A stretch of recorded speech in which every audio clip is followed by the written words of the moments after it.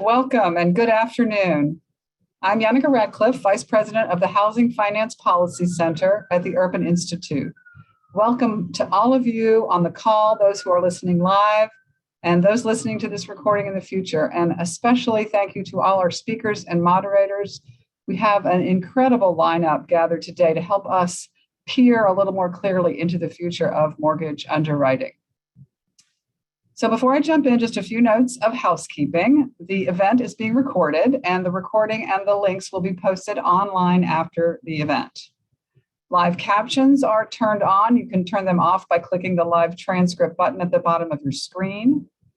All the bios and slides are available at urban.org, and all of the participants are going to be muted throughout. There's a Q&A box where you should feel free to type in your questions at any time during the presentation, and we will be sharing a link to a post-event survey that we really hope you will fill out that can help us make these events continually better for you. Finally, if you'd like to join the conversation on Twitter, please use the hashtag #LiveAtUrban. So again, thank you for joining us, and special gratitude to everyone who helped put on this important event, specifically the FinReg Lab team and Kelly Cochran, who partnered with our non-resident fellow, Michael Stegman, on the incredible research that is helping to underpin this conversation. And special thanks also to the Federal Home Loan Bank of San Francisco and Teresa Bazemore, who will top off our agenda today. Today, as much as ever, homeownership is a key driver of family financial security and wealth. And while the majority of households own their primary residence, there is a yawning 25 to 30 percentage point gap in home ownership rate between white households and Black and Hispanic households. A gap that is larger than it was in 1968 when the Fair Housing Act was passed, incidentally, on April 11th. So we have just marked the 54th anniversary of that. So I know that we're all familiar with this data point by now, but we definitely must not become complacent with it. Teresa Bryce Bazemore, our next speaker, definitely is not. You may know her from her work leading and guiding many institutions in the home lending arena, from Radiant to Bank of America to Nexstar to Prudential. At Urban Housing Finance Policy Center, we know her as a champion of a more equitable home ownership market who is working to address the racial home ownership gap in meaningful and tangible ways. Just one of these ways is the Racial Equity Accelerator for Home Ownership project that we're partnering with the bank in to foster innovations in housing finance, including underwriting and financial technology, which brings us to our topic today. And without further ado, we're so thrilled to be able to introduce Teresa Bazemore, President and CEO of the Federal Home Loan Bank of San Francisco. Teresa.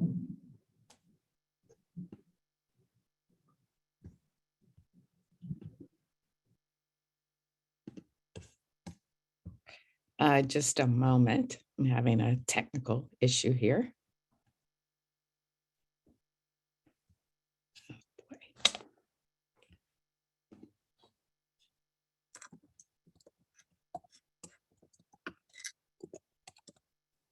Hi, Teresa. We can see and hear you.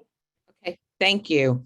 Thank you, Yannicka. I'm delighted to be part of this event, focusing on using alternative data in mortgage underwriting to unlock the doors to home ownership for more aspiring home buyers. The Federal Home Loan Bank of San Francisco has engaged with the Urban Institute to investigate persistent obstacles to equal home ownership opportunities and to begin to identify concrete solutions in the home financing industry that will promote racial equity.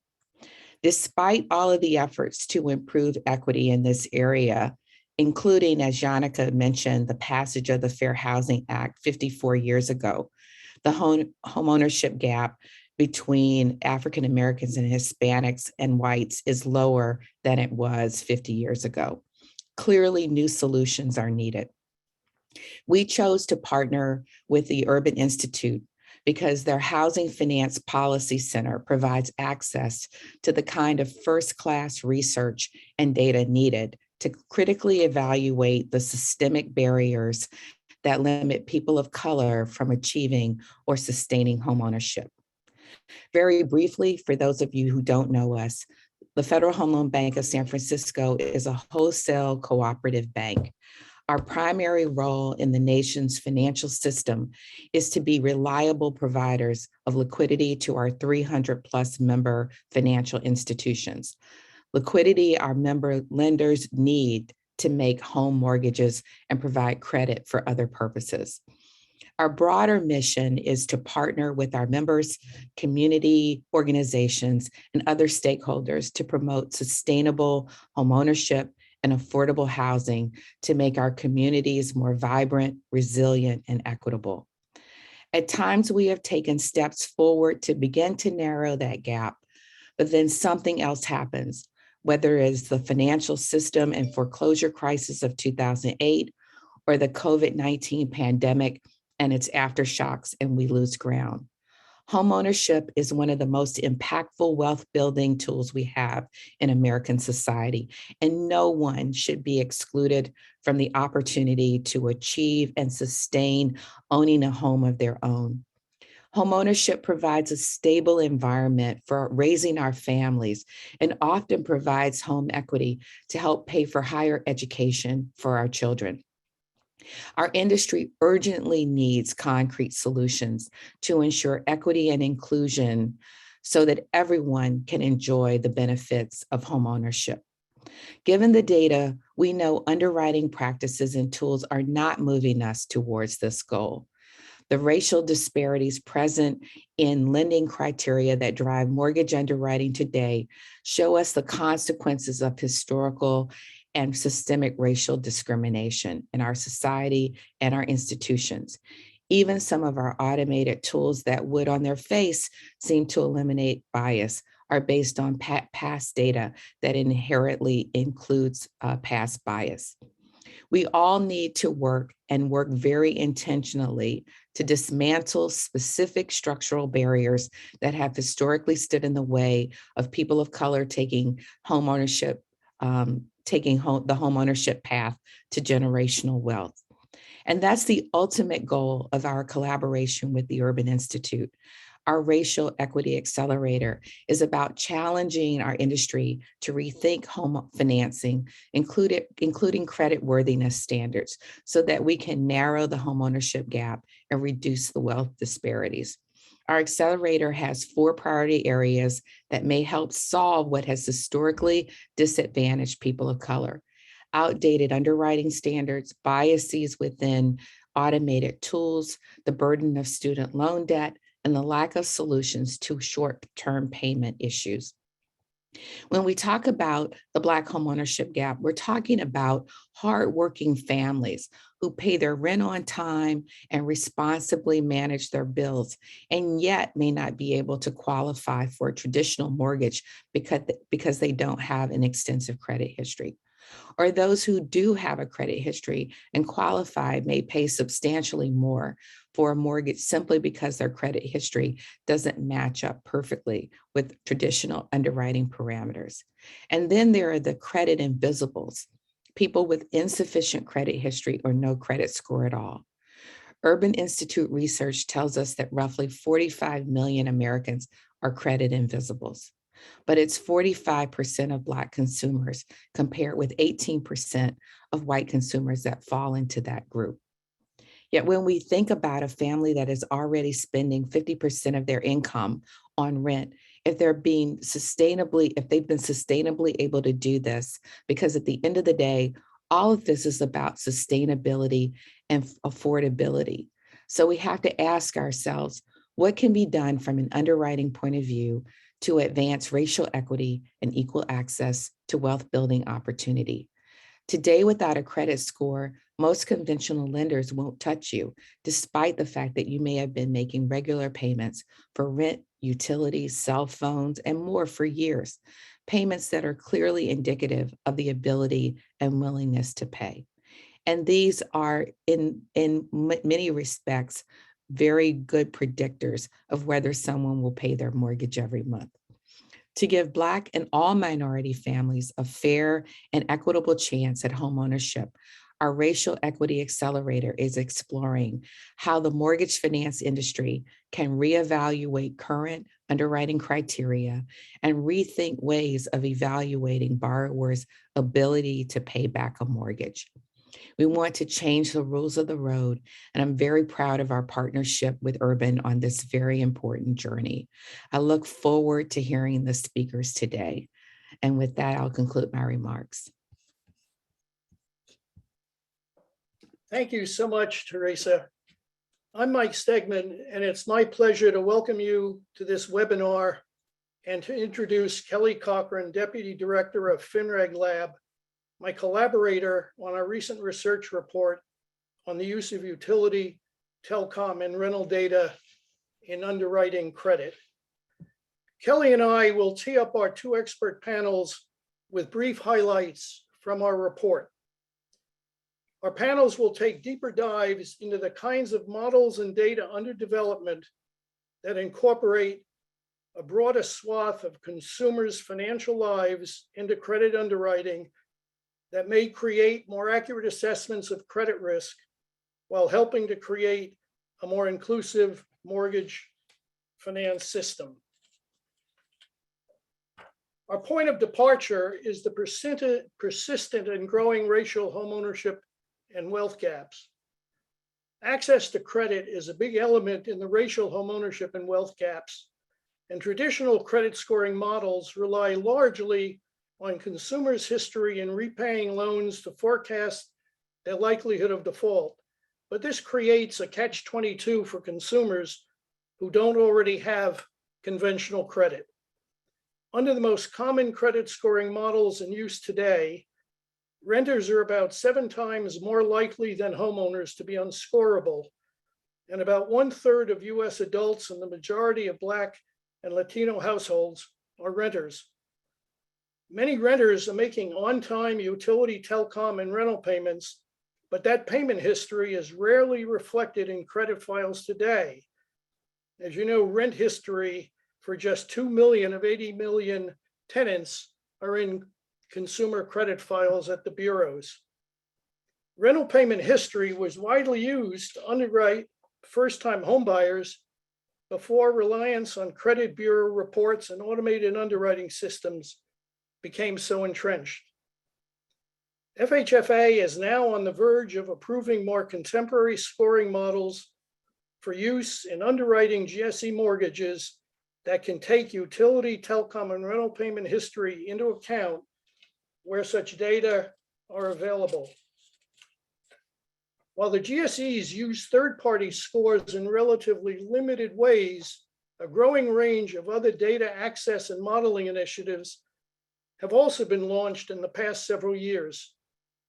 Rental data is attractive, particularly interest in mortgage underwriting, in the hope that make it easier for households to get credit for on-time payments could help increase scorability, reduce the number of thin files, and raise scores for many consumers. However, as we will hear today, there are important policy issues and risks to be considered in designing particular initiatives. It is also important to note that they must be seen as part of a broader strategy because they will not close all the gaps or disparities. Next slide, please.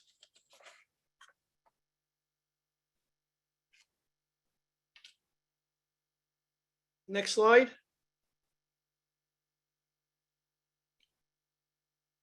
Though the access and predictiveness research are subject to various data and methodological limitations and cannot be used to generate reliable quantitative estimates of the effects of making rental payment data more broadly available to lenders, studies do strongly suggest the data may provide predictiveness insights for some populations that are not captured by traditional credit information.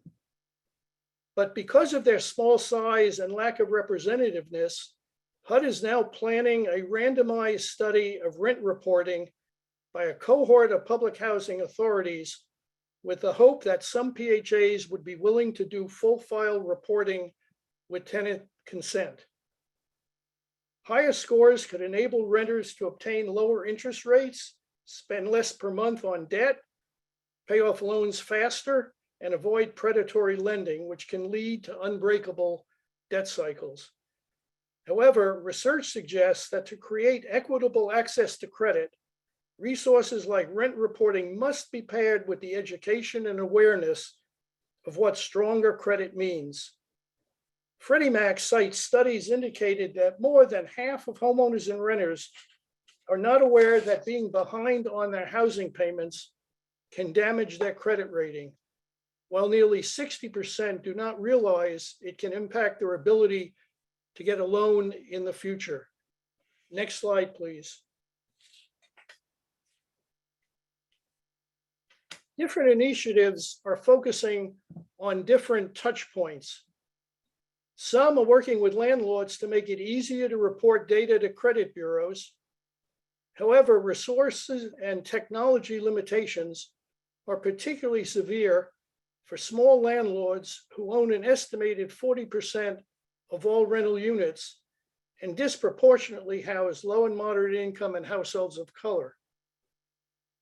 In November 2021, Freddie Mac contracted with Isuzu Financial and began offering discounted loan closing costs to owner-operators of all multifamily properties it finances who will report tenants' on-time rent payments to all 3 credit bureaus.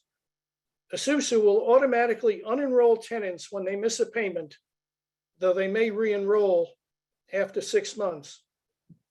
And some initiatives are working with individual lenders to pull bank account data with consumers' permission during the underwriting process. These channels rely on a new type of intermediary called a data aggregator to pull the information and generally require consumers to provide their bank login credentials. These channels generally do not flow into credit bureaus' main files, so the data is only available to the specific lender to which the consumer has applied.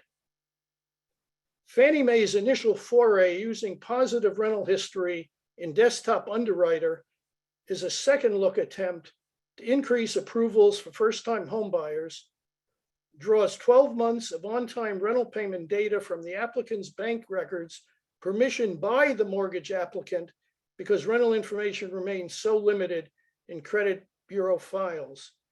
In the first few months of this initiative, 1,000 declined applications by Desktop Underwriter had been approved with the addition of rental history. Next slide, please, and Kelly will take it from here. Actually, if we could go back one slide for a minute, I wanted to cover a few last points here. Thank you, Mike. So the third channel that we're seeing as a potential source for rental history or also payment history on utility and telecom data is focusing on marketing directly to consumers rather than working directly with landlords or individual lenders. And there are a variety of business models in this, as we discussed in our report, but several of these initiatives are also using bank account data or payment processing records to pull the payment history without needing to involve the landlords. Many of the direct-to-consumer channels do involve fees to the consumer, and in some cases, as well as having to share bank account, the bank credentials, or to agree to submit their payments through the app that the service offers. Those can be barriers to adoption, but at the same time, these direct-to-consumer channels may be particularly important for tenants of the smaller landlords that Mike talked about, because the landlords themselves may not be in a position to push the information on to credit bureau sources. As we step back a little bit from these individual channels, the picture today is messy. We know that the access to data is increasing and that more lenders are beginning to use the information, but there is still a chance of disconnect as these various initiatives work to scale. So in some cases, certain initiatives only flow to certain lenders or to only to certain credit bureaus. And there can be cases where a consumer works to turn the data on, but then finds the lender that they want to apply to isn't ready to actually use the information yet. Next slide. Those kinds of back-end disconnects are an example of the kinds of second generation issues that are emerging as we are seeing some of these initiatives increase volume and the kind of diversity of channels through which the data is flowing. One set of concerns is really focusing on how to extend the potential benefits of these initiatives to more consumers, while at the same time making sure not to increase burdens on financially vulnerable households. So for instance, as we've discussed, smaller landlords and lower income consumers may be particularly sensitive to cost considerations or less likely to participate in these initiatives for other reasons. And yet at the same time, these groups could be particularly important for purposes of increasing inclusion.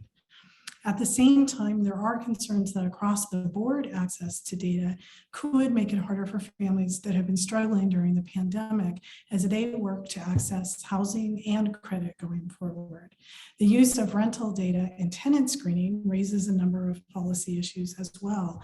And some stakeholders are arguing that the rent-focused initiatives for credit inclusion should remain narrowly focused, for instance, on only increasing access to positive payments history as a way of reducing the risk that it will have unintended consequences on more vulnerable households. Another set of issues concerns the access to broader pools of data to develop better models and to look at things like data quality and standardization to make sure that consumers are being treated consistently as new data comes online. Credit scoring models today, when they consider rent, largely treat it as if it is a loan payment, that they haven't been optimized yet to really understand exactly what factors around rent payments are most predictive of credit defaults downstream. So there may be nuances that we're missing in today's models.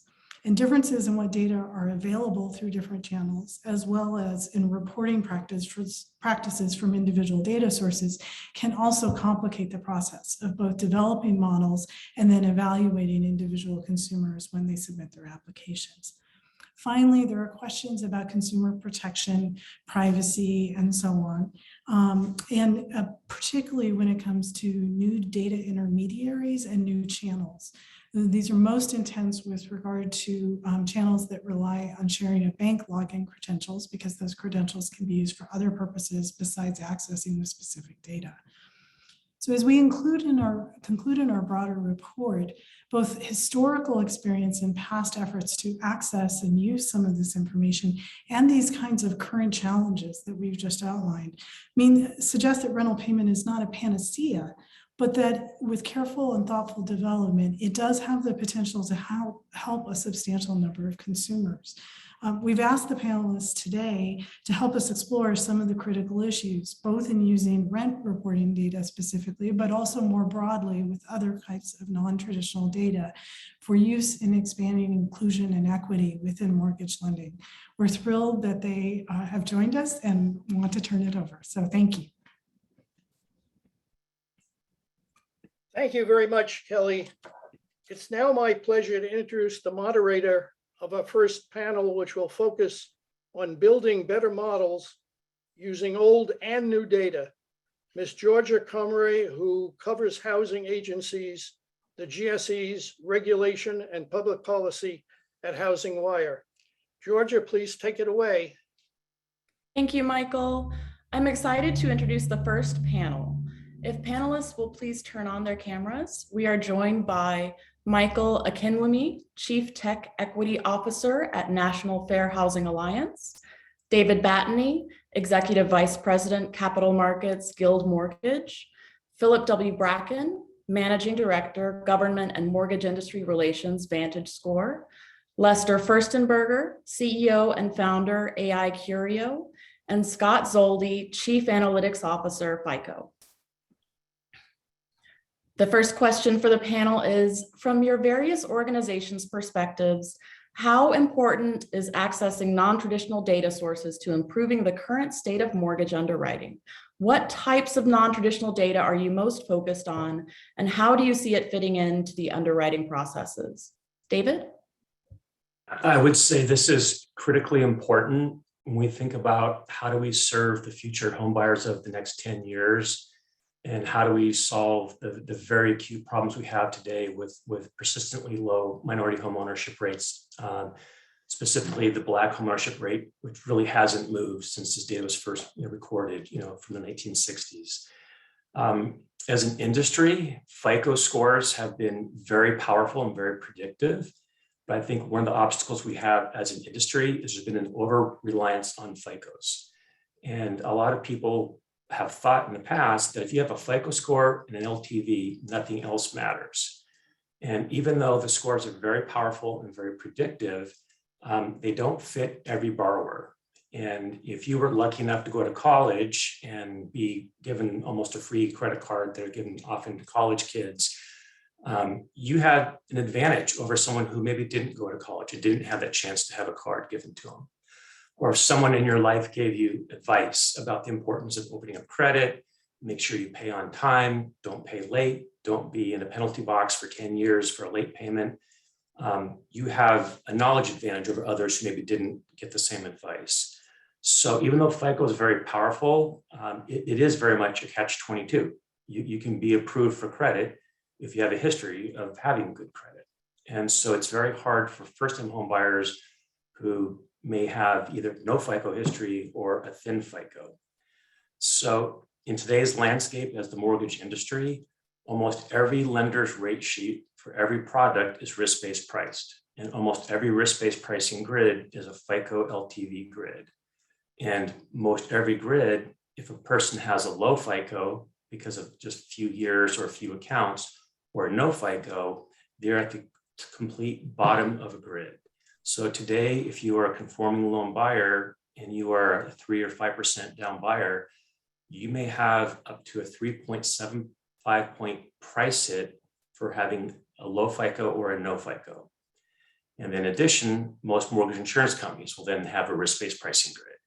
And so when you look at minority home buyers who are almost twice as likely not to have any FICO score and much more likely to have a thin FICO score, you are literally getting the worst price possible at any given day in the market. And if you're paying 4 points or 3 points in price, that easily converts to 1% or more higher in interest rate. And so this either is an obstacle that they can't afford the higher payment, or they do get in, but they have a disproportionate amount of their monthly income going to pay a higher interest rate that could otherwise be accumulating cash reserves. So looking at alternative data such as rent payment history and other data is really critical to get a more complete picture of a person. So when you look at a person who has no FICO, you have to look at other data, whether it's the ability to pay on time, the consistency of their payments, and just the amount of payments. If a person's been paying rent of $2,000 and they've been doing that for 5 years, and they're applying for a mortgage with a $2,000 P&I and TI amount, it should be a pretty straightforward conclusion that this person probably has the ability to make that payment. So looking at this data will be critical as we look to solve the future homebuyer challenges of the next 10 years. Georgia, it's Phil. I'd like to add to what David just mentioned. But before I do that, I don't want to take it for granted that everyone knows who VantageScore is and what we're doing in the marketplace. We are a credit score model development company started 16 years ago to create competition in credit score model development. The testament of that is when lenders across America over the years have had a free market choice of making a decision about which credit score model to use. More than 2,200 lenders have migrated to VantageScore. And over the years, these past couple of years, more than 12 billion scores have been used for credit card, auto, student loan, other things like that. Unfortunately, we haven't been able to be approved yet in the mortgage finance market. We hope that's going to change here in imminent fashion. We filed our application for approval 2 years ago. We were notified last summer that our application credit score model 4.0 has been approved by both Fannie and Freddie. We're now in the last stages of the enterprise business assessment, and hopefully we can get to a point where we will have free market competition in credit scoring. Why is it important? David mentioned before, and Michael Stegman mentioned as well, there are millions of people that can't get a credit score through conventional sources, and we are confident that we can provide a score to 37 million of those traditionally unscorable consumers. And of those, nearly 14 million of them would have a score that would make them somewhat mortgage eligible right now.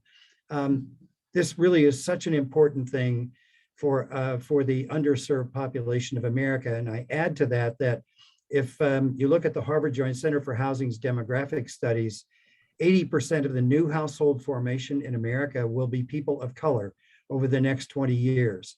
The systems that we have had over the past 20 years are simply not going to meet that need. Absorbing rent, utility, and cell phone data is so critically important to get access to improved credit scoring models and underwriting systems, but so is the necessity to receive and aggregate consumer permission data. That also is just as important because today we are in such a unique conundrum with investors purchasing single family homes for cash and people that need financing having such difficulty to compete in that arena. The only way to really make a consumer that needs financing competitive with a cash bid is to get their consumer permission data so that we can accelerate the approval process for them. But so David's points were spot on that rent, utility, cell phone is such an important addition and aggregation tool for us in developing new models, and we're doing our very best to accelerate that. Thanks. So non-traditional and alternative data and machine learning are often discussed together as innovations in credit underwriting, but they can be implemented separately. In your minds, what are some of the potential benefits and risks to each, and how do those interact with each other when they are combined? And what is your sense of the actual state of play in terms of adopting both types of innovations, particularly in the mortgage market? What trends do you expect to see in the next 5 to 10 years? Scott, could you start us off? Yeah, happy to. You know, one of the reasons we see alternative data and machine learning often paired together is that, you know, alternative data is new, and being new, very often understanding what the correct relationships are to leverage in a fair and impartial way is difficult. And so the traditional sort of approach that people take is that to consume and derive value from alternative data, such as rental data, you combine with other sort of sources of information. And so the machine learning models are typically used to find new relationships, either with that alternative data by itself, or in combination with existing bureau information. Now, the challenge and the risk associated with that is that very often these sort of machine learning technologies can show value and lift, but they can be very difficult to understand in terms of whether or not they are creating relationships that are unstable, potentially introducing other sort of biases within the system. And so we have this whole sort of conversation in the industry today around what are the appropriate uses of machine learning and what types of machine learning would provide the level of transparency and interpretability that are required for everyone to feel comfortable with the consumption of this alternative data. In terms of benefits, right, we know very clearly that there's a lot of value to rental data. It's been studied pretty extensively to date. You know, the FICO XD score is primarily focused on unscorable and thin file customers. And, you know, one of the advantages of using the rental data, for example, is as soon as you incorporate it, it becomes a new trade line. So you instantly become scorable with a model such as a FICO score, which looks at trade lines. But even for customers, for example, that are, you know, HUD subsidized and have an existing FICO score, we see that the incorporation of rental data can increase by 35% customers that will score above 620, for example. So there's a lot of value here. Our biggest sort of challenge is the availability of data. So within the bureaus, only recently have we seen positive rental data. And the amount of data that's populated within the bureaus is, you know, 3 to 5%. And so, you know, I think in terms of where we're going to see the market moving and the adoptions of these, we have to see broader and consistent use of and providing of rental data. We're going to also have to see what are legitimate and transparent ways that we can incorporate this in with the existing bureau information, which has been very, very heavily studied over all these years and have really been a cornerstone of credit lending, so that we can appropriately address thin file and unscorable populations and some of the disparity, while doing that in a safe and responsible way. But I think getting that data populated and making it available is key. Today, when it's 3 to 5%, companies can do nice research projects to understand the potential, but to broadly leverage that and to go and impact people's lives, you really need that data to flow. And we have to make it as important as any other information that we would want to extract from a bureau and to derive value in terms of predicting default of different customers. Lester, how do you see that? Yeah, the first part of Scott's discussion described the past 3 years of my life. So we're the first deep learning artificial neural net that predicts at the loan level all cash flows, which necessarily means we predict default and prepayment.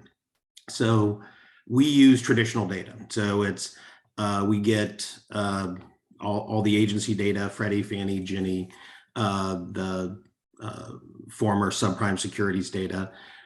It's 8 billion payment records over 25 years. And it's 1003, 1004 data, and then all servicing records. So it's all publicly available. It's no small feat to normalize that data and then create neural nets against it. That's a type of machine learning. We would love to be able to use rental data and things of that nature, but Scott's spot on when he says, if there's not enough of it, I can't train my model with it. The way neural nets work, and that's just one form of machine learning, the way they work, if you don't have that data through a significant part of the model, it won't recognize the patterns. You can't train it on that. But what can be done is you put heuristic overlays on it. So I'll run the outcomes of my model. And if we're missing FICO or there's a thin file, no file, we just plug in a 600. So we go down to the lower end under the model, but at least it scores and allows our model to run.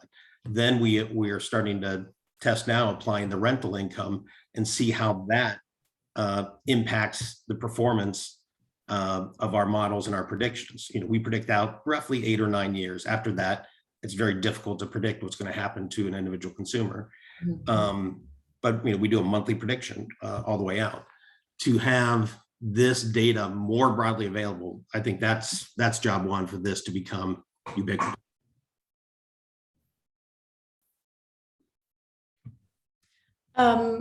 So I think that's a good segue. What are some of the most critical sources of bias in algorithmic models, and how can developers detect and mitigate them? What other factors are affecting the pace of adopting new data sources and new models? Mike? Is Mike on? Mike Stegman? Mike, I think you're muted.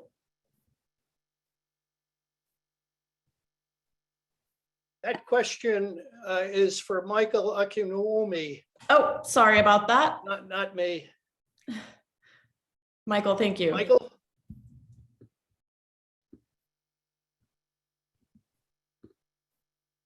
Michael, you're muted.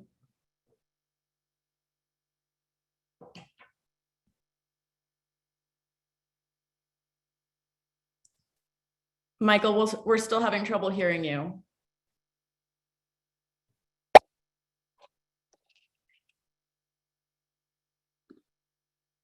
While we figure out Michael's audio issues, does someone else want to take a crack at that question? I can jump in a little bit here. I think one of the challenges that I worry about, and I think was made already in some of the opening remarks, was around the fact of representation of the data, right? And so one of the things that is really concerning is that the data that many of us get to use to build models, right, is based on the historical sort of operation of the use of credit scores and credit lending practices in the market. And so I think one of the biggest sort of sources of bias from my perspective is essentially our society and the way that the institutions run today. It's something that we have to really carefully understand in terms of trying to ensure proper representation.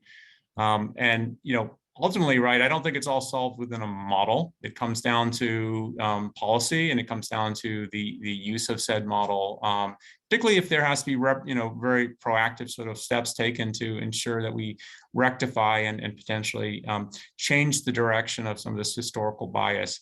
But it's something that everyone who builds models in the lending industry is aware of, right? And I think it's one of the key sort of things that we all need to look at with respect to the use of this data, is to keep that always front of mind. And that's why I think the transparency and use of the right sort of technologies to build these models is very, very important, so that we don't impute additional bias when we use things like machine learning models. And there are ways to do this and to identify where that additional bias could be learned from data, but to really focus first on representation bias and trying to address that first, and then calling out where, through policy, in addition to model, proactive actions can be taken to address bias is really critically important from my perspective. Yeah, just to follow up on that, or Michael, is your audio working? Still not. Okay. We still can't hear you, Michael. Maybe we can figure out offline how to get you into this, because your perspective is really, really important on this one. Lester, go ahead. Yeah, just to follow up on what Scott was saying. So part of the issue is the data that is available are approved loans. It's an enormous set of data that we're able to touch. There's bureau data that can be utilized. But the one portion of the data that we don't touch is declined loans. We don't have robust data sets of declined loans through that application process, because they're typically discarded. And for example, as I indicated earlier, we have 25 years of approved loans, and the performance of those performing loans that we track and build the models off of. It's, we, obviously don't care about HMDA data or things of that nature. But, we back tested with spent gobs of money to have a very large third party tell us that there is no bias in the model. And so we'll go down different roads now to have that tested. But that's the kind of processes that have to occur if we're going to start going to these, and they're very powerful. I mean, these machine learning models are very powerful, but to Scott and others' points, you have to take that and slowly go into the change that has to occur. It will occur, I believe. I do believe we will eventually get there. It's just the pace and process that has to occur, and the Bureau and other people can help us with that. Georgia, it's Phil Bracken. Just one quick comment while we're waiting on Michael A. The application process that both VantageScore and FICO have been undertaking with Fannie Mae and Freddie Mac and FHFA for approval is an extraordinarily deep analysis. The assessment process of the model is taken into consideration a number of factors. And I want to give the audience comfort that that rigorous testing did result in VantageScore being approved as a model, model 4.0 by both Fannie and Freddie. Now, I don't want to minimize the importance of the assessment of bias in historical issues, but I just wanted to make sure that the audience knows that there is comfort in that this testing is very rigorous, and we are very sensitized to it. Can you, Phil, are there any details you can share about how that testing is done, or what that process looks like on the FHFA side? You know what? We should have another Urban Institute session about that, okay, because all right. I think it would take another full session to discuss that. Fair enough. Okay, Michael A., are you back with us? Hello, can you hear me? Yes, I can hear you perfectly. Great. All right. Okay. Yeah. So thanks for the question. So I think Scott already covered representation bias. And in the interest of time, I think based on conversations from David and then also from Phil, there are actually two types or kinds of bias that I like to touch on, which I think are related to the use of alternative data. So, and the very first one is what I would call normalization bias, because like Michael, Phil, and David already mentioned, issues or some concerns with the traditional data that power credit scores, right? So which is underrepresentation of people of color in the data, right?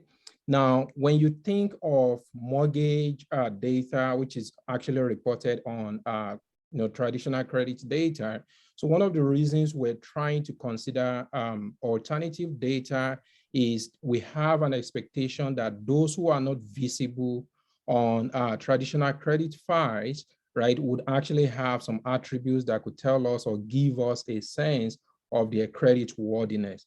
But one thing I like us to think about when it comes to normalization bias is how do you really normalize the fact that you have a renter, somebody who pays their rent monthly, right? How do you compare, or what weight do you give to that compared to somebody who makes monthly payment on their rent?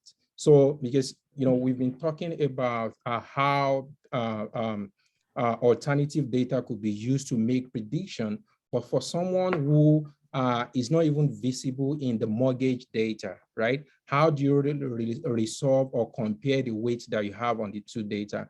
And so that's one about normalization bias. And the second one, which relates to normalization bias, is what I'm going to call sample bias or reject inference bias, right? So when it comes to the credit invincible or the credit unscorable that you have on your data, right? I mean the traditional data. Then the question is, for those who have not been given the opportunity to really have access to or to become homeowners, right? Which are the people that are actually overly represented in the reject pool. Then the question is, how do you really use some of the technologies that we have out there, or the new math that we have there, to actually make sure that the reject pool actually reflects the information that you have on them on the alternative data. Now, when it comes to how to mitigate some of these bias, like Scott mentioned, some of the solutions that exist right now, the techniques that exist, for example, trying to fix the representation bias, could also be leveraged. And in addition to that, we also advocate for non-policy solutions, and which I think the second panel would do justice to actually speak to that.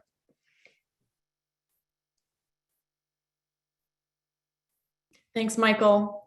Okay, so next question. Explain how existing models could potentially be refined if more UTR data were available for analysis. What is the importance of data consistency and standardization efforts, such as work to build out rent reporting standards? Philip? Thank you, Georgia. We're working really hard to not only incorporate rent and utility and cell phone data, but trying to get access to consumer permission data. I want to kind of give a practical use case understanding for this for the audience that as you probably know, in the marketplace, we have reached a phenomenon where institutional investors are able to buy single-family homes for cash that people that need financing simply are not being able to get approved. Part of that reason is because we don't have the access to consumer permission bank data that we can analyze, access, analyze, and assess at a pace that will be able to give underwriting decisions more rapidly to make financing needing borrowers sort of cash equivalent. We have to get access to consumer permission data, and that would include the ability to examine the rent payments, the utility payments, cell phone payments, and others. And I think I could say that generally speaking, on a macro sense, the more good data that we have, we will be able to produce better models that will be more predictive and precise about expanding opportunity for those underserved consumers. And this is a really, really important feature for the underserved marketplaces, the diverse segment marketplaces that where there is this real gap between homeownership rates and the white and black and Hispanic rates. So it's essential. We're working on it very hard. Hopefully others are as well, but we're confident that we're going to be able to produce something here in the near term that's beneficial for consumers. Do others want to weigh in on data consistency and standardization, how to build out rent reporting standards before we go to the next question? George, I'd just add, I think as an industry, we're in the middle of a very important revolution or evolution that's occurring. The consumer permission data that lenders typically get for bank statements and credit card statements, several years ago, 4 or 5 years ago, it was mostly lenders requiring 2 or 3 months bank statements, so just as a standard part of an application. And these consumer permission, technologies were just basically an alternative to getting a PDF. That instead you get direct bank source data in lieu of a PDF. It was quicker, less time chasing down missing documents, and it was less susceptible to fraud if a consumer or someone tried to falsify the data. I think where the evolution is occurring is this has gone from the 2 or 3 months of bank statements data to going up to 12 months of data or more in some cases. I think the reason that's significant is if you have 2 months of data, you really can't see much of a trend or draw much of a picture other than you're verifying that the person has enough down payment funds available and closing cost funds. If you can see 12 months of data, both on income and expenses, you actually have a much more complete picture of a person. You can factor in seasonality factors in terms of expenses or employment. You can see overtime and bonuses over a longer time period.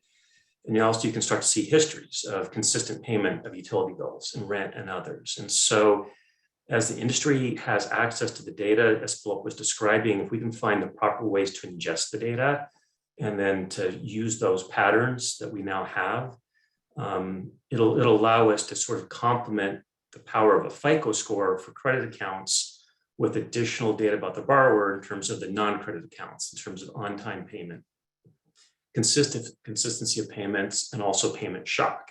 If you have 2 identical borrowers, one's been paying a very high rent, one's been paying a very low rent, is the person paying the high rent, already willing to pay a large amount of their discretionary income towards shelter? And does that mean they will have a likely better performance than a person who's been living in their parents' basement for free? And for them, buying a home is now a big shock to their discretionary income each month. So I think the data has a lot of value if we can find the right way to ingest it. Yeah, and I'll just add real quickly. I mean, when we look more globally outside the US, we look at the open banking trends out there. There's this concept of consumer consent and ownership of data. Allows the consumer to be a participant and an active one in this process, which I think is really, really important. And so, I always look to what those open banking standards look like outside the United States, where, if you look at credit lending, let's say in Brazil and other countries, the amount and variety of data that gets available there and those that can be consented by consumers is pretty incredible. So I think we'll see a lot of activity here, and I think there's some best practices out there, particularly with things like GDPR that establish who owns this data and also who can consent to have it used to improve or to be considered in a lending perspective. So I think this is an exciting area indeed, and I think the consumer has to be at the center of it, frankly, from a consent perspective. Okay, so credit scoring and underwriting models often take years to develop.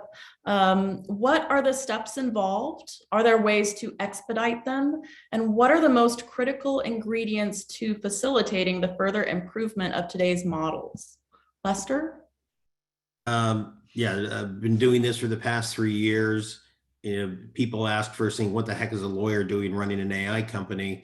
There's that much regulatory risk to it that you have to pay attention to it every single day. So just getting access to the data in an appropriate permission way to create derivative products is no small trick. You have to go through and get the data, normalize it. That took 1.5 years of our lives.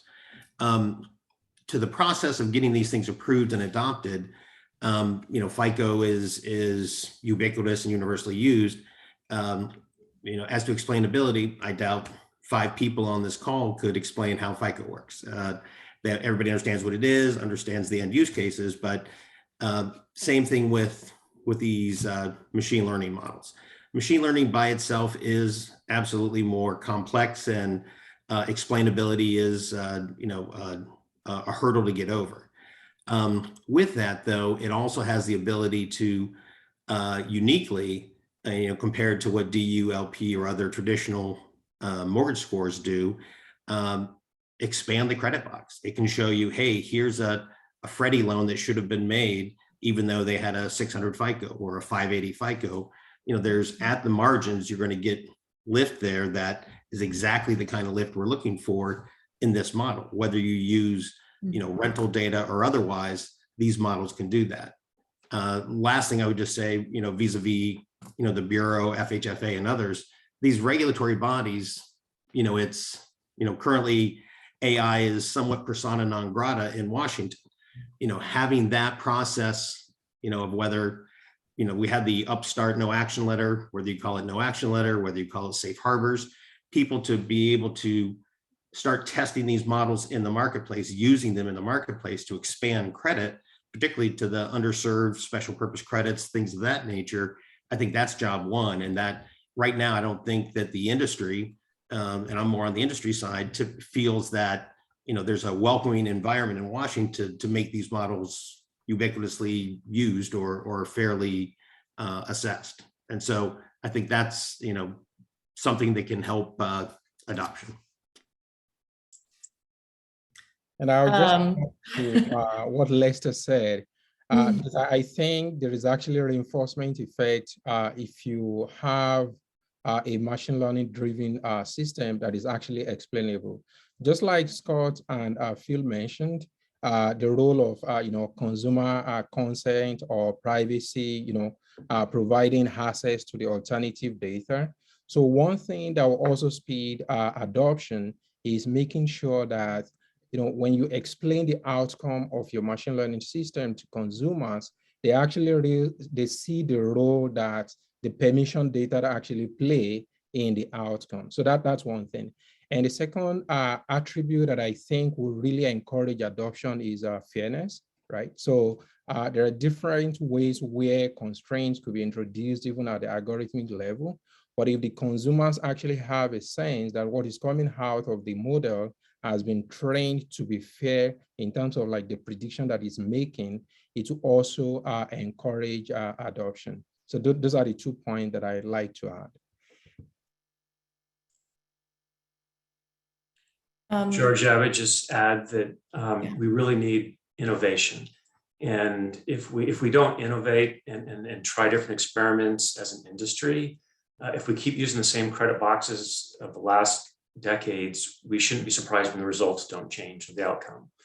And to the extent that we know very clearly from so many different data sources that huge percents of homeowners either have thin or no FICO, we have to take people who today are credit invisible and make them visible.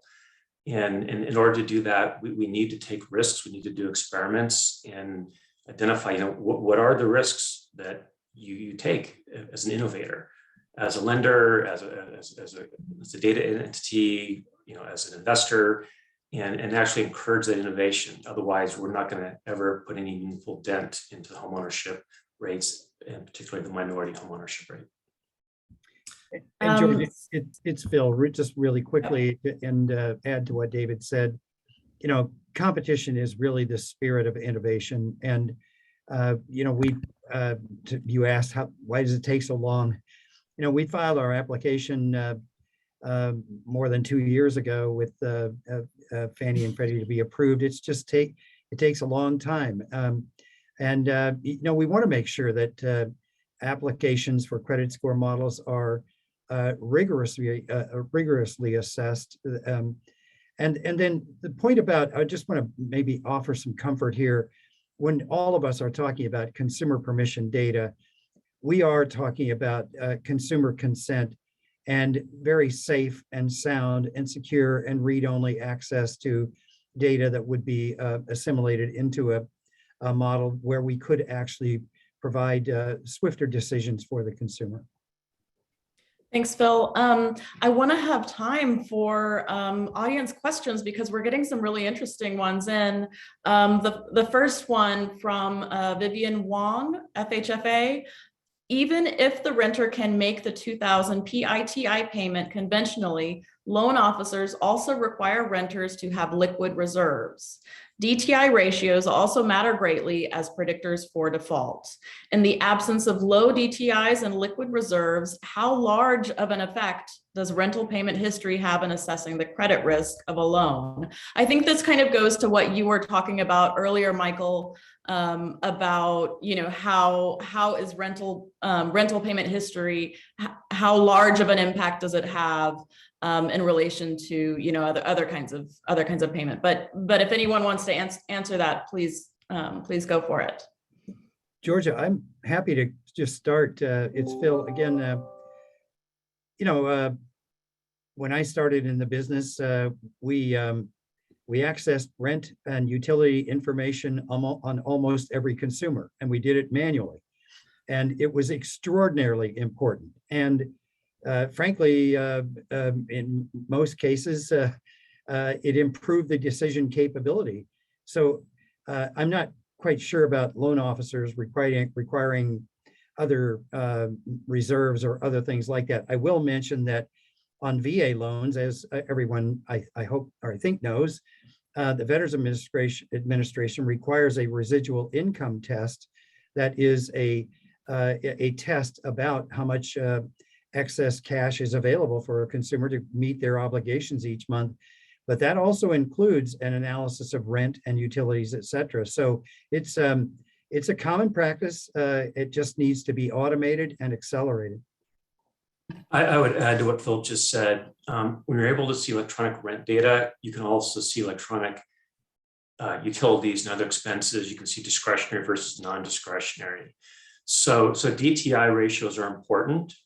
And I would argue that they'll be even better in a future world that uses more electronic data. So today's world uses gross income with an arbitrary DTI for the majority of loans and how they're underwritten today, especially in the Fannie Mae and Freddie Mac models. And the VA method, many would argue, is a superior way to underwrite because you look at the person's real take-home pay and the real expenses, and you look at how much money is left over at the end of paying, expenses that have to be paid, and you ask the question: could a family of 4 people live off this amount of income? And if you take that analysis, you're making a much more precise measure of the person's financial position. And is the proposed home they want to buy, whatever PITI payment, does it make sense? So I think bringing in this additional data of consumer spending as well as consumer income will lead to more accurate, improved pricing. And the DTIs in the future could be maybe what percent of the person's take-home pay relative to other expenses is a much better way to get to making the right decision. Okay, so we have a question from Cassandra Martin-Check. What are the potential implications of credit scoring companies having more granular data on consumers? What are the ethical implications of this, and what protections will be available to consumers?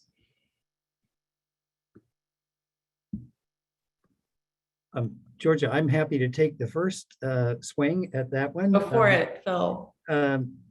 The implications are that we will be able to score even more people more accurately and precisely, and the more with more relevant and accurate data, I am confident we will be able to provide even better credit score capability and assessment for consumers. And the objective here is to widen the credit score opportunities for consumers that are currently underserved and are listed as unscorable, because many of these people are deserving and really do credit should be accessible for them, but it's simply impinged today. Yeah, and beyond the benefit, I'll just say on the risk side, right? I do think it's a pretty valid concern, right? I think when it comes to data, we have to understand exactly what is a permissible use and to enforce that there is nothing other than that permissible use. I could foresee people not wanting that to impact other decisions that will be made about them. And so, one of the nice things about an open banking environment, for example, that I mentioned earlier, is that you are providing access to data for a one-time decision, and that decision is very specific to what that consumer is consented on. And I think as we get more structured in that and we enforce that very literally, as other countries do and are working towards, I think they'll remove some of the concern that as I open up more about what my finances or my history, that it somehow could be misused or used for a different purpose than I intended to. So I think there is more structure. We are certainly behind the ball throughout the United States in the proper use of data compared to other countries. Some, like New York and California, are a little bit more ahead of the game here. But I think that will help with some of the consumer sort of concern around opening up more of that data flow. Elizabeth Rudd of HUD has a question. It is very surprising to me that so many people are credit invisible. I have read that you need 3 trade lines to be scorable, but in my anecdotal experience, that's not actually true. How is it in this day and age that there are people who don't use credit cards at all or not enough to be credit visible and are therefore unscorable, and yet they have enough money to qualify for a home mortgage? Related or the same, what is the association between income and not being scorable? I think that's for anyone on the panel. For things like the FICO score today, you need one trade line, right? So you don't need 3. So from that perspective, that's why when you incorporate rental data, it becomes equivalent to a trade line, and one can drive a FICO score. So I'll add that in terms of you don't necessarily need 3 to get that a scorable event there with current models. And from VantageScore's perspective, that is also true. As we mentioned before, I believe we can provide a score to 37 million of those 45 million that the Urban Institute identified that were traditionally unscorable. We can get access to scoreability for that 37 million population. And if you think about something in America that is important enough to make the opportunity, expand the opportunity, I don't know what else we could do to impact 37 million more people immediately than offering competition in credit scoring. We've got a question from Kevin Moss.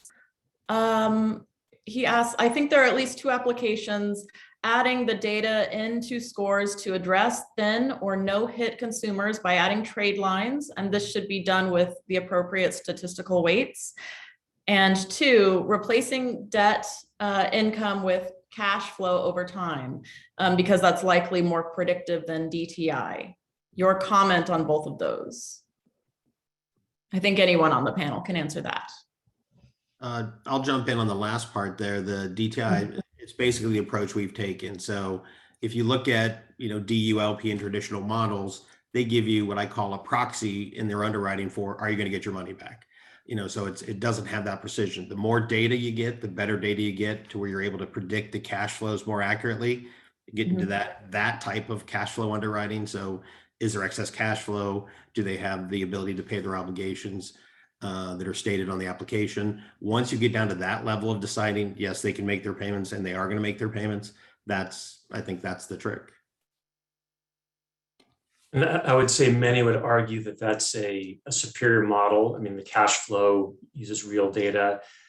There is some data on the GSE's use of DTI that suggests the DTI is not very predictive, even though the concept makes sense. The person should have enough income left over after paying their expenses each month.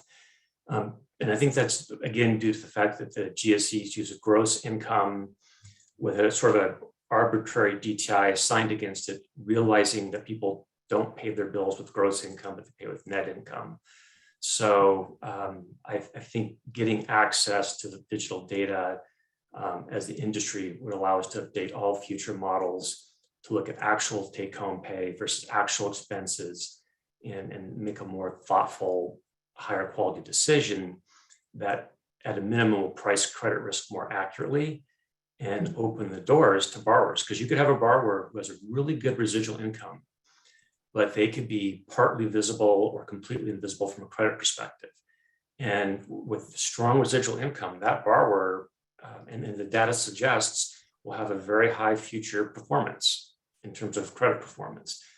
So I think it's just, again, not attacking FICO. FICO is very powerful. It just doesn't properly assess every borrower, especially those who have no FICO. Okay, I think we are just about at time. And so I would like to thank all of you for a really interesting conversation. You all have such interesting vantage points and are really experts in your respective fields. And so thank you very much. I'd like to introduce Swapna Venugopal Ramaswamy, National Housing and Economy Correspondent, USA Today.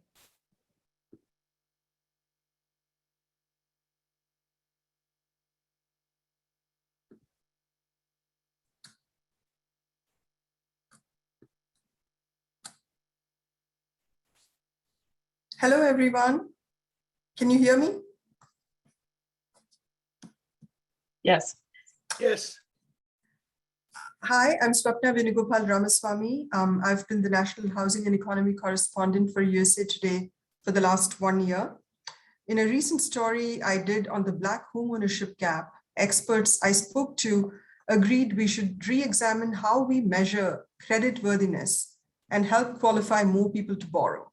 For example, if someone does not have a long credit history, then incorporating their rental payment history might be a solution. So I'm pleased to be joined by this esteemed panel on data access issues around collecting utility, telecommunications, and rental data in underwriting credit. Panelists, please turn on your cameras. Joining me are Samir Goel, co-founder of Isuzu, Jason Gross, co-founder and Chief Executive Officer, Peril, Chief Executive Officer, Prism Data, Talia Khan Kravis, Senior Manager, Credit Builders Alliance, Sean Rife, Head of Risk Scoring and Financial Inclusion at Experian, Chi-Chi Wu, Attorney, National Consumer Law Center. Welcome, everyone. So let's jump right into this. This question would be directed at Chi-Chi and Talia, and perhaps even Sean can chime in. Many of the newer channels for obtaining access to rental payment history involve obtaining consumer permission, whether to access bank account records or because privacy laws that apply to operators of federally subsidized housing. What are some of the best practices for structuring the consumer permissioning process? Thanks very much, Swapna, and thank you to the Urban Institute and FinReg Lab for having me here. So I'm one of the consumer advocates on this panel and in this event. So I think part of my job is discussing the part of this that talks about perils of alternative data. And I'd like to describe my job sometimes as a high wire act, because we do want to use alternative data and expand access to credit. The traditional credit reporting system does include too much of the legacy of past discrimination and the racial wealth gap, which shows up in credit scores. So we need to do this, but we need to do it right. And one of the most important principles is do no harm, especially to the most vulnerable. For example, we've seen actual examples of rent reporting being responsible for people living in their cars or in homeless shelters. That's not something we want to see. And permissioning or consumer consent and control is key to doing this right, absolutely key. All of this data, bank account cash flow data, rent reporting data always must be with the consumer's permission, and not just like the kind of MICE type permission that's on page 4 of the contract. No, upfront so consumers know what they're doing. For decades, consumers have lived with a consumer credit reporting system where we've had no control. Our data gets fed into the company and it gets sucked out by lenders and we have no control. Tired of that. We don't want that. We want consent, we want control. Bank account data, this is super sensitive information. So much you can see in a bank account. I have to give credit for most of the industry. They have instituted things like dashboards and standards, companies like FDX, where, consumers can actually see what they're doing. And when we've been critical of companies that, they've improved their interface. The sole exception, actually, ironically, is the Office of Comptroller Currency's Project Reach, where they want to use data from this company called Early Warning Services for cash flow underwriting without consumer consent. And we've been very critical of that. In addition to consent and control, the consent should be for specific purposes, what they call use cases. So if I give my consent for a mortgage, I don't want it used for marketing or debt collection.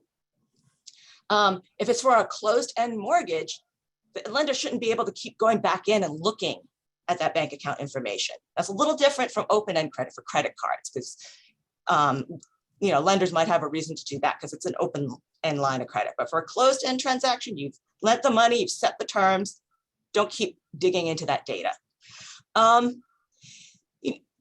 One more challenge I want to talk about, cash flow data. One of the biggest barriers, especially for closing the gap between Black borrowers, brown borrowers, and white borrowers, is lack of bank accounts. You can't have cash flow data without a bank account. And we know that 13.8% of Black households didn't have a bank account in 2019, 12.2% of Latinx households, compared to 2.5% of white households. And you know what's the biggest reason for not having bank accounts, besides lack of funds? Overdrafts. So many consumers get kicked out of the banking system by overdrafts. If you really want to have inclusion, bring people in, they need bank accounts, and to keep them in bank accounts, you need to deal with overdrafts. That was excellent, Chi-Chi. What would you like to add, Talia? Yeah, thanks. And thanks for having me on this panel. So just a little background, Credit Builders Alliance helps affordable housing providers navigate setting up with rent reporting. And one piece that they need to navigate is that if they receive federal funding, they should be offering their program as an opt-in format. And so this is important because it sets up the guidelines so that the housing provider creates a plan for really communicating with tenants about what rent reporting is and how it might relate to their goals and how it might impact them. And so it creates a standard of awareness about the program. It also serves to bring some barriers to implementation and scaling the program across the country, in that it requires capacity on behalf of the housing provider. So we've worked with housing providers who have a full staff person that's knocking on doors and trying to educate residents about what this program is and about what credit is and how it relates to their goals. So it brings some capacity barriers in terms of scaling at a portfolio level. That's not to say that it's not wrong, but I think the key ingredient here is that there needs to be, as Chi-Chi said, the information shouldn't be buried on page 5. The information should be very upfront about what the program is, whether it's a consumer permission model where it's opt-in, or whether it's a model where the housing provider is offering this to their tenants and they are doing this as opt-in or as a default enroll everyone. And I'd just like to say, there are risks for the renter there are risks in entering the credit system in general, but also the credit system is inevitable. Our data is that the credit bureaus are capturing data on all of us, whether we're scored or not. And in the past, renters have only had information added to their credit files if they're late on a payment and if they leave a housing unit and owe the provider money. And so rent reporting really flips the script in that they are getting credit for positive payments. And I know we'll get to this a little bit later, but whether it's opt-in or opt-out, we're seeing this movement of only reporting positive data. So that's really mitigating a lot of the potential for any negative impact. So Jason, I'd like to ask you, what are some of the challenges in reaching scale, particularly in connecting with consumers who may not interact much with traditional credit providers? Sure. And first, thanks for having me. And it's a really a great opportunity to join this important discussion. I'll maybe take a step back before answering the specific question and share a little bit of context on what we do that will help folks understand our experience. So about, about 6 or 7 years ago, we recognized the need to move beyond traditional credit data and started working on the software and the analytical models that are necessary for lenders to understand and interpret the larger universe of financial data. And I know the term alternative data is being used frequently on this panel, but we focused on financial data that really isn't alternative at all. We use the same type of information that's relied upon by VA loans, which were mentioned earlier today, the same information that's used in standard underwriting processes for larger loans each and every day, and the kind of information that's been used for decades, probably centuries, in underwriting credit, in underwriting loans. We're talking about people's basic financial information, their income, their savings, the bills that they pay on a monthly basis. Really not alternative at all, just complete. A more complete or accurate view of a consumer's financial life. We pioneered automated consumer cash flow underwriting. So taking all of that information, which, as has been covered, I think, over the last couple of hours, can be difficult to obtain, can be difficult to process and sort of normalize. And we translate that information into simple financial metrics that are at the right level and risk scores, just like a FICO score or a Vantage score, but reliant on bank account information, consumer permission bank account information, I should say, as an alternative. And we've been using this approach in market now for 4 years to make hundreds of millions of dollars in credit available primarily to folks with thin or no credit history at the time that we approve them. Now, we're not a mortgage originator, we're in the credit card space. And so our learnings come from small dollar, for the most part, small dollar credit card accounts, open-ended lines of credit. And we've found, I think now is probably one of the longest standing actual market participants using these approaches. We found them to be extremely powerful. If you look at consumers that we've approved that were credit invisible, which number in the thousands every single month, if you look at our approval data, they've gone on to earn an average credit score of around 680. And so if I just pause there for a moment, the average credit score, and we get it wrong sometimes, but the average credit score of folks that were credit invisible at the time they applied for one of our Peril credit cards is a 680.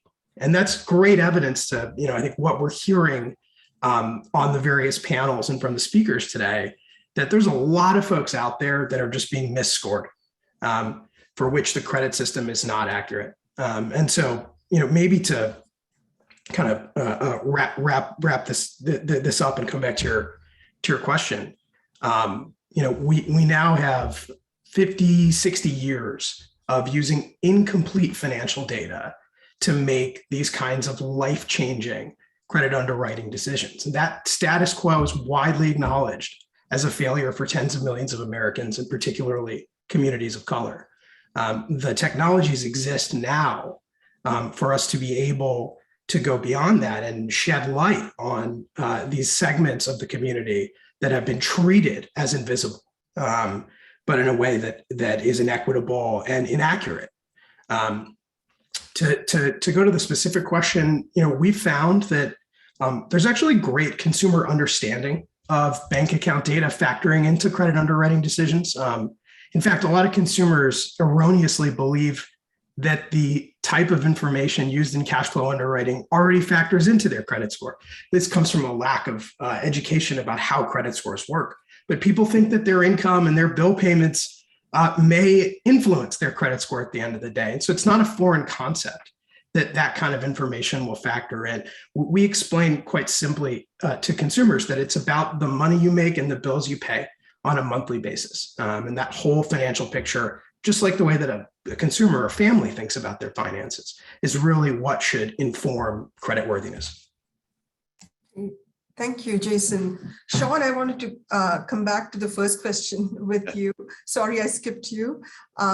So what would you like to add about the rental payment history involving obtaining consumer permission, whether to access bank accounts, et cetera? Yeah, so I'd like to say a couple things. First of which, Swapna, would be to say thank you. As a person of color, I'm very much a person who cares a lot about this. And I think what I loved about the first panel is they talk so much about the inputs, which are extremely important. Now it's our turn. Let's talk about some of the outcomes. And Chi-Chi, hats off to you for all that you've done as well, because I think this is exactly the conversation that we need to be having. When I think about data, whether we're talking about it being consumer permissioned, rental, or the like, is that it needs to do three specific things, right? It needs to expand opportunities for consumers who maybe don't have traditional credit. It needs to enhance the view of consumers who do have credit so that we can see a 360-degree view of those consumers so that maybe we can make decisions that maybe without it, we otherwise wouldn't or couldn't. And then lastly, we have to all, and this is something that we all need to own, educate the consumer so that we can help them empower themselves to do better. That's, to me, the essence of consumer permission data. So your question, Swapna, is specifically about the idea of consumer permissioned rental, right, data, but I do want to talk about this within the context of other types of furnished data that we might consider alternative, because it really is part and parcel. I think we have a tendency when something has not been used to call it new, separate it out, when in reality, it's just really another side of the same coin. So here's where I'm going to go with this, and certainly stop me. But the way that I look at this is I kind of wanted to double down on Jason's perspective, right? Because we're doing some pretty interesting things just as an industry in the consumer permission data world, where Jason really has really kind of moved things forward is in the idea of leveraging deposit information, direct deposit information, volume of history, lack of sufficient funds, things like that that speak to very positive actions that ultimately can be trended in a way that can get first and second chances that would have otherwise been impossible. So I'd actually submit that the processes themselves, people like Jason have already optimized, right? And so now we're part and parcel to our goal of harnessing the power of data, of which some is consumer permissioned, some is others, alternative, as Jason mentioned, to drive first and second chances for consumers, thick, thin, or no hit, that would have otherwise been impossible. And so what we're doing here, actually, Swapna, is trending consumers' ability to pay. So whether we're looking at this from a rental perspective, or we're now broadening this to cash flow, particularly credit invisibles, we're showcasing their ability to pay when maybe traditionally there aren't the credit trade lines, hard inquiries, and public records that we might use from a traditional standpoint. What it also does is it shows a lack of payment stress, right? So maybe you don't necessarily have adequate information for a standard approval, but to the extent we can leverage this information to get to yes when otherwise we just have to say no because of the paucity of information. That to me is a really good thing, right? And this is information that typically had not been reported to the bureaus, which now more and more so is becoming reported to the bureaus. So we all look at this, right, within our central remit of our gold standard, right, of data accuracy. We've got to do what we just talked about, right? Drive those first and second chance outcomes while at the same time ensuring that everything that comes in is FCRA regulated. So it is disputable by the consumer. He or she needs to know about it, right? It's displayable to them on a credit report or something of the like. And then ultimately, to Jason's point earlier, there's something wrong, we correct it. That is extremely important. That is the essence of what we're talking about here. And we need to break that down into consumer permissioned as well as furnished, right? Because the way I see it, and I'm about to end here in about 20 seconds. I just think that you asked such a great question. I want to give it the full attention it deserves. There are kind of two central questions, right? Number one, we already have identified the need for more information to drive first and second chances because traditional information is insufficient. So if that's the case, how do we maximize access to consumer credit with cash flow and rental data, right? How do we take this necessarily positive rental data, this almost necessarily positive cash flow information, speaking to a person's ability to pay, and actually load that down the chain so that we can do like what Lester, Phil, and Scott talked about earlier today, drive that into the actual credit decisioning process. While number two, from a simple supply chain perspective, make sure that we leverage this information in a transformative way that we all need to leverage to drive inclusion, right? How do we take the information, how do we grow the base of consumer permission data, and then how do we turn that into the supply chain where the lenders themselves can leverage this information so that they can make those first and second chances that would otherwise be impossible.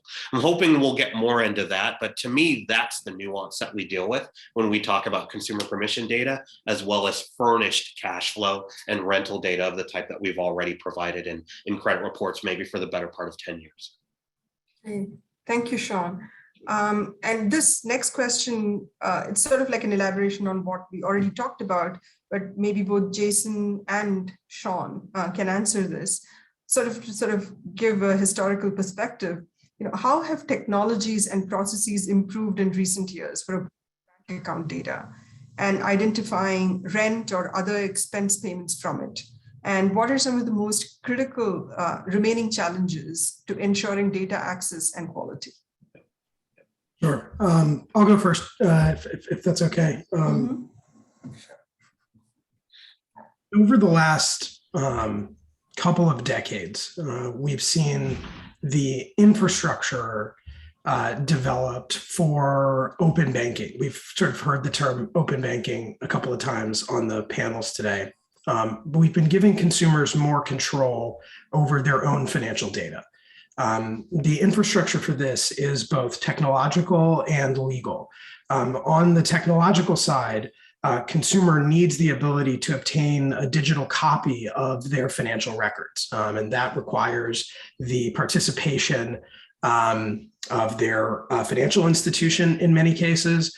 And there are third-party intermediaries that allow consumers to obtain a copy of their financial data and share it with a third party of their choosing.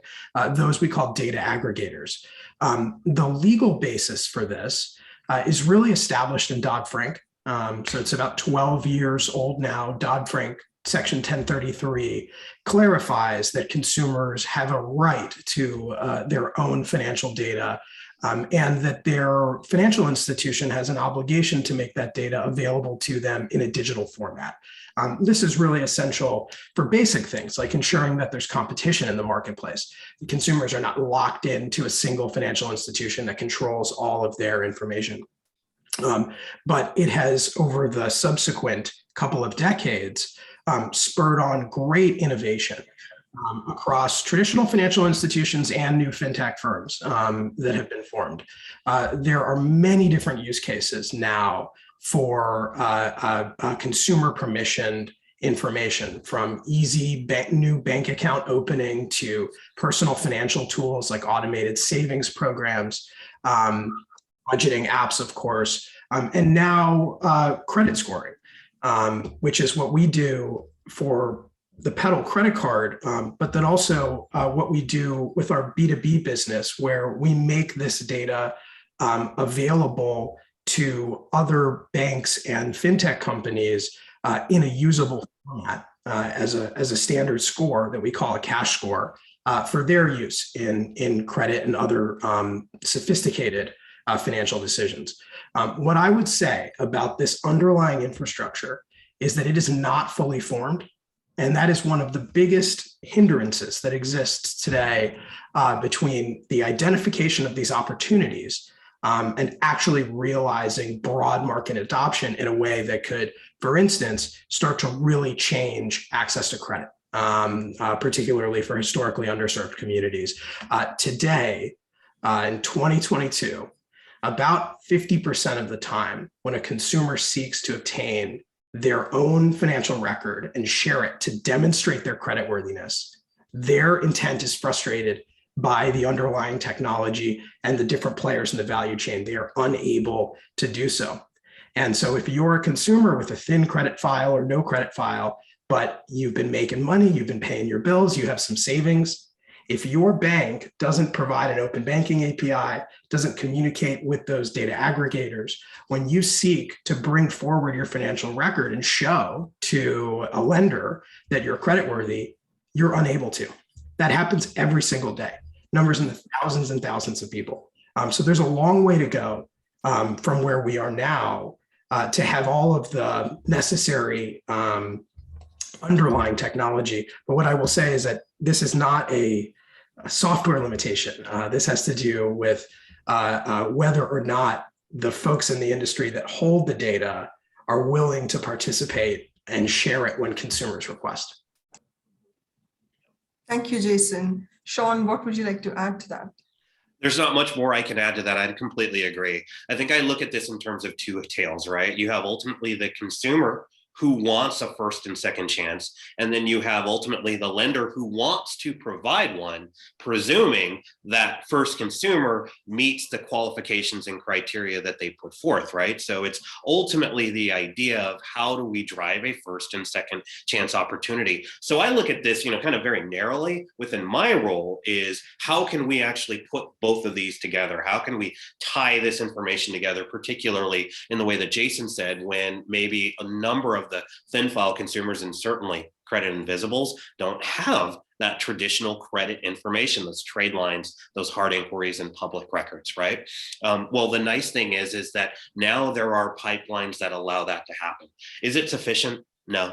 We need many more of these pipelines. We need more access. We need more outcomes. And so as we get bigger into this, as we get larger, I think you're going to see the ability to tie both of these different groups together grow. It's very similar, if you will, to the idea of the rental data, right?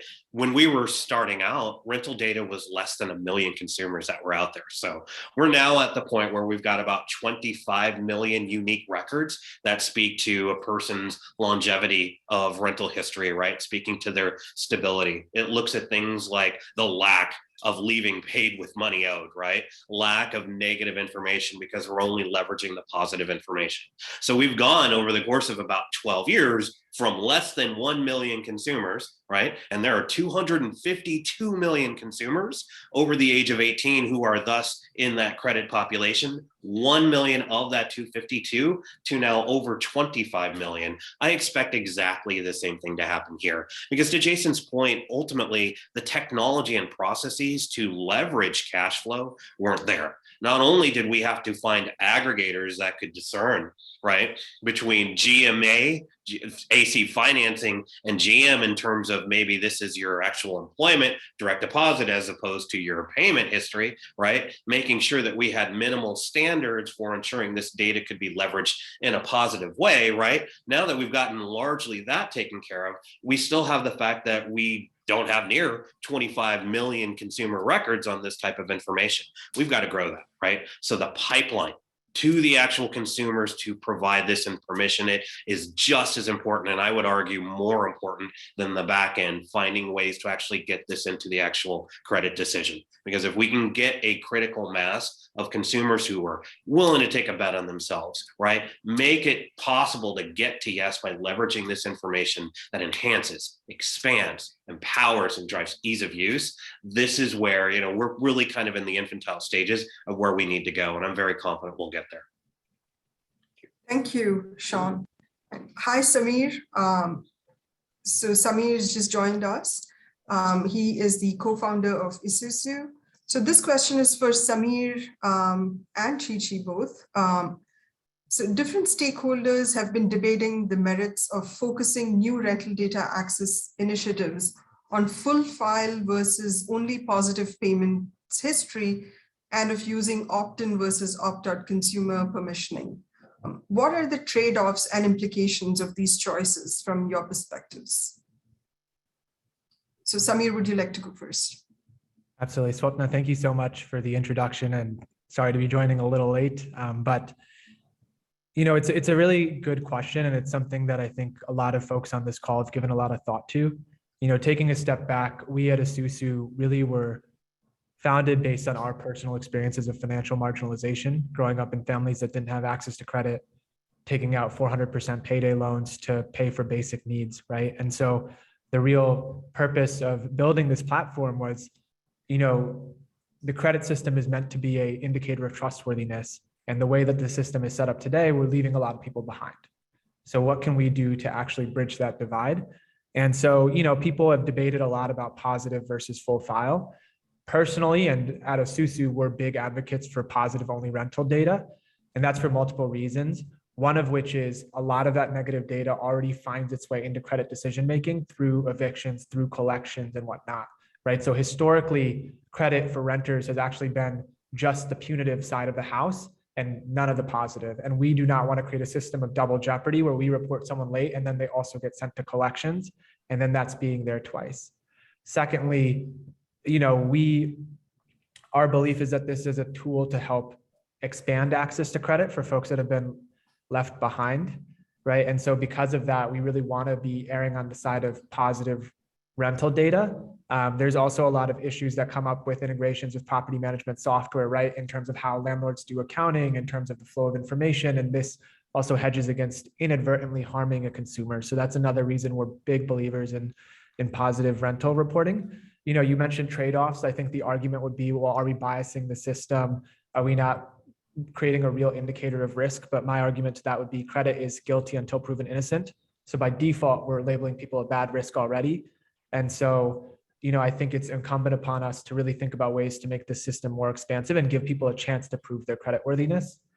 The matter of opt-in versus opt-out, we also err on the side of opt-out, and particularly because we do positive only opt-out rental reporting. And this is important because it allows us to have the maximum possible impact in people's lives.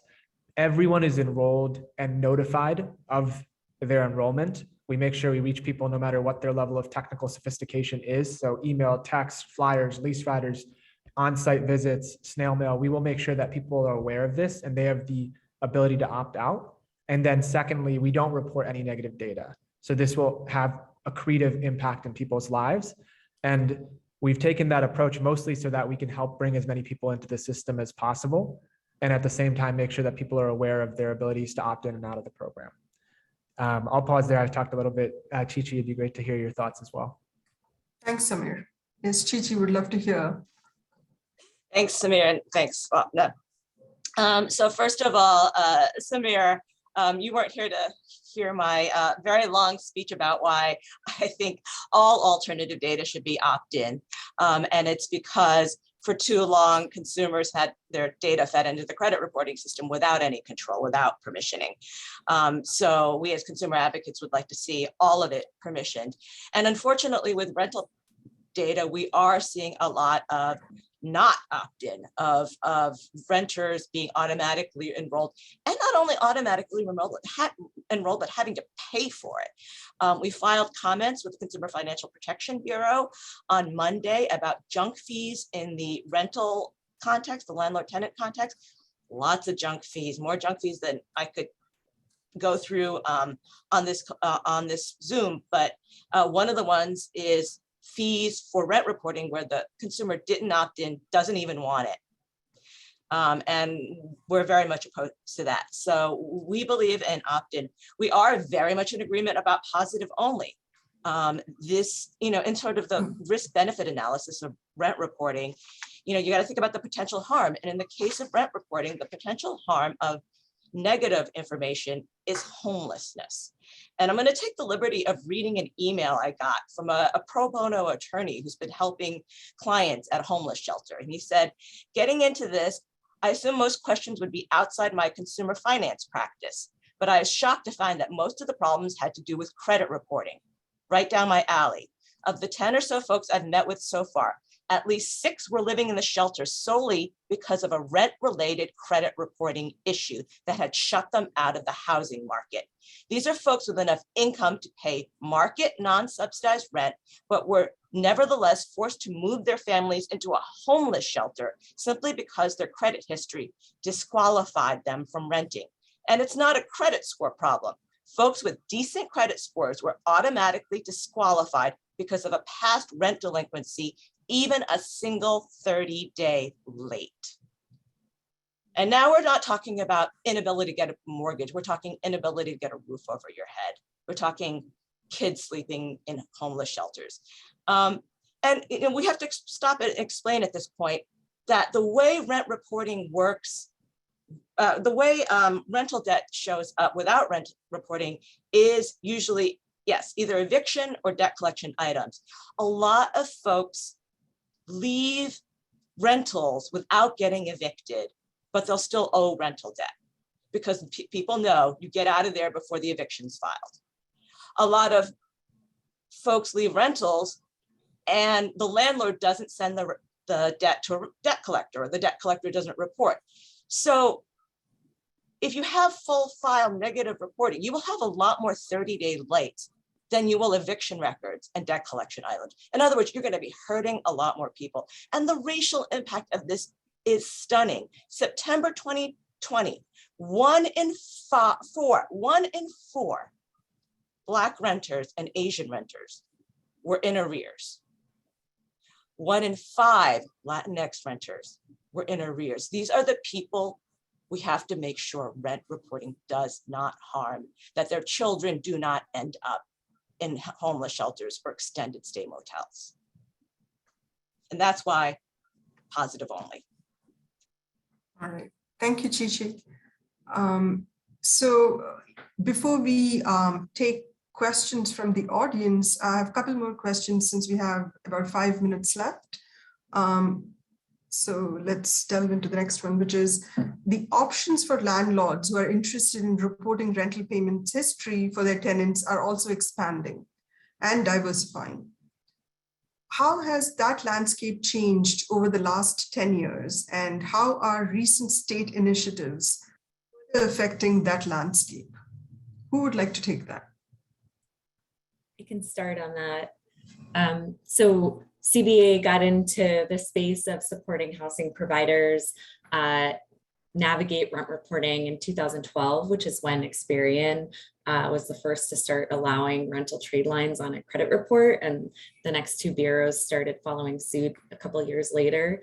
And at that time, direct reporting to the credit bureaus was the only option. So landlords had to figure out how to credential directly with one of the credit bureaus and become data furnishers themselves, which makes them liable to FCRA, Fair Credit Reporting Act compliance, and is somewhat of a complex process.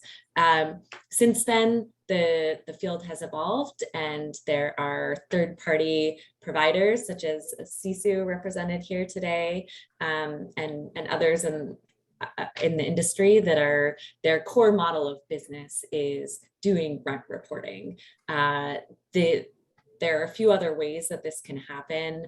We're seeing an increase in property management software and payment processors that have modules that can be activated to have the functionality for rent reporting. This is kind of like an interim between being a direct furnisher or going with a third party. And then, as we're talking about a lot today, there's a huge growth of consumer permissioned apps, which really take the landlord out of the equation and have the opportunity to reach a broad scale of consumers, whether they are their landlord is using rent reporting or is bought into rent reporting or not. And so we see kind of taking this taking the innovation into the third party and fintech space has decreased the onus on the landlords to really navigate the regulation of credit reporting. Of course, they still need to be reporting accurate data and making sure that they convey the right information and are communicating. But it's really increased the capacity for this to scale.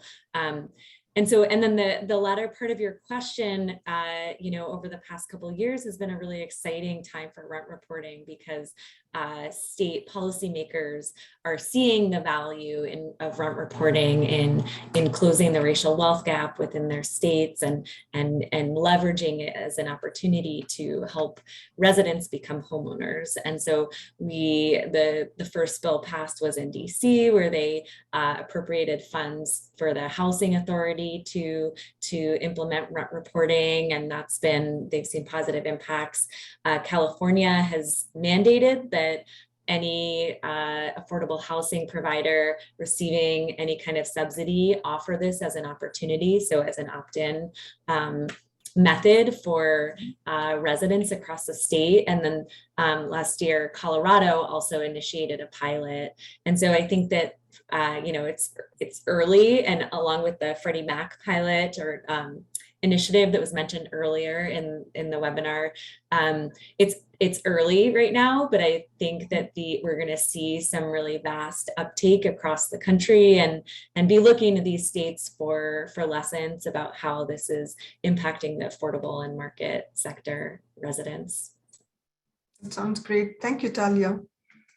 The next question is, given that there are so many different methods for accessing rental payment history right now, what are some of the informational challenges to educate consumers about the options available to them and to help them find lenders who are positioned to use the data? Yeah, thanks, Swapna. I'm happy to jump in on this one. And I saw, Chichi, you unmuted as well. So I want to make sure you have some time to add some comments also. So actually kind of bridging this last question and the one that just happened today, right? If we take a step back, the kind of change in the credit system that allowed for some of this alternative data to be used didn't happen overnight, but adoption was super slow over time. And we asked ourselves, why is this what's going on? And the reason was actually this informational challenge where you had all these disparate data points, and some landlords were sophisticated enough to get that data into the credit bureaus, most were not. And also most landlords didn't want to think through some of the ethical issues associated with credit data in particular. And so the role of a lot of the third parties has really been, and Isusu being one of them, right, is to kind of integrate with all these different property management softwares so that data can be pulled in at scale, transformed, and reported into the credit bureaus in compliance with the FCRA, and in a way that makes this low burden for the property owners and operators, because otherwise they won't put the effort into it, even though it's the right thing for the renter. And so that means everything from how do you communicate to the residents about it, right? How do they know their rights under FCRA? How are you making sure you're reaching them regardless of their level of technical advancement? And then also making sure that this system is designed with some intention. So to one of the points that Chichi previously mentioned, right? There are providers out there that are significantly upcharging for the reporting of rental data, right? That is fundamentally a philosophy we disagree with, because at the end of the day, you're putting a cost burden on someone that's already low to moderate income. We work with a lot of folks in public housing, a lot of affordable housing renters. Average median income is $14,000, right? And you're asking these people to pay $100 a year for something that they need to actually progress in the system is kind of a miss, right? And so it really is about understanding how that system works, how to get information to people so that they can kind of engage with it in a way that makes sense for them. And then also make it easy for every member of the stakeholders. So we integrate with all three credit bureaus rather than one credit bureau, right? Making sure that we can reach people no matter what their level of sophistication is, making sure that we're in every single property management software so that this can be done at scale rather than a one-off where maybe one landlord chooses to do it, right? The goal here is how do you help the 45 million consumers that are credit invisible today that are being left behind? Things keep happening to these people, right? They're sent to collections, they're sent to evictions. They don't have a way to operate in the system. So why can't we do something to actually help them in the first place? All right. Thank you, Samir. Chichi, did you want to add to that? I was actually unmuting to address the earlier question about the consumer protection requirements, and both Talia and Samir have addressed the Fair Credit Reporting Act and rent reporting side. I'd only say on the cash flow side, there's been some debate about the application of the Fair Credit Reporting Act to data aggregators, and we've made the argument that they are covered under the Fair Credit Reporting Act.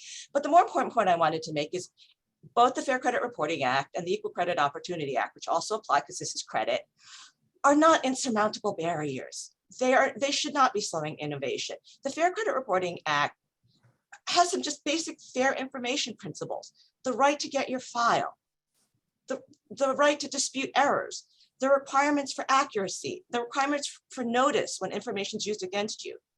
It should be something that any holder of a large database or dealing with a lot of information should be following.